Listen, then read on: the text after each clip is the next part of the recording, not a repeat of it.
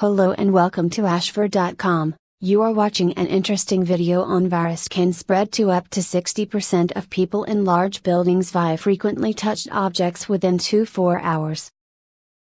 Please read this disclaimer carefully. According to a new study conducted by health economists at the University of East Anglia and the Centre for Diet and Activity Research in the UK, walking or cycling to work is better for people's mental health than driving. How long does it take a stomach bug to spread through a busy building, like a hospital or office block, from just a single contamination of an elevator button or light switch? Only a few hours, according to a new study presented at a meeting in the US this week that also found commonly used disinfectants can stop it. Noroviruses, the most common cause of stomach flu or gastroenteritis, can spread rapidly and are responsible for numerous closures of schools, office buildings, nursing homes and other busy facilities. Contaminated surfaces, on which they can exist for days, are thought to be important in the spread of noroviruses. A common way to become infected is to touch a contaminated surface and then touch your mouth. Virus spread through 40 to 60% of building and occupants in 24 hours busy office. The new study revealed that a virus can spread to up to 60% of people in large buildings via frequently touched objects within 24 hours. For their study, the researchers dabbed samples of a tracer virus, used as a surrogate for human norovirus, onto one or two frequently touched surfaces and objects, such as a tabletop or doorknob, in office conference rooms and a healthcare facility. Within 24 hours, they found traces of the virus on 40 to 60% of the people and frequently touched objects in the building. The researchers took samples from up to 100 high-touch areas, including light switches, bed rails, countertops, push buttons, coffee pot handles, doorknobs, tabletops, computers and phones. Charles Jerba, professor of microbiology and environmental sciences at the University of Arizona, Tucson, presented the findings at the 54th Interscience Conference on Antimicrobial Agents and Chemotherapy, ICAC, that is being held in Washington, D.C., from September 5 to 9, 2014. Professor Jerba says the study also showed the solution to stopping the virus spreading is simple.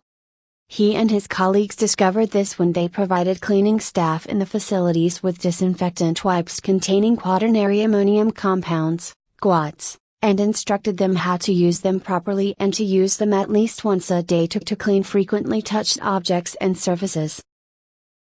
QUAT-based disinfectants reduced virus spread by 80 to 99%.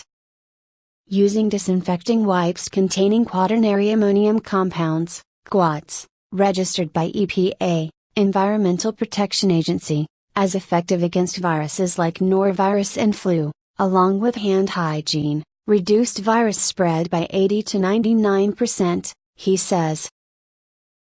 According to the U.S. Centers for Disease Control and Prevention, CDC, each year, noroviruses cause an estimated 19-21 million illnesses and contribute to 56,000-71,000 hospitalizations and 500,800 deaths.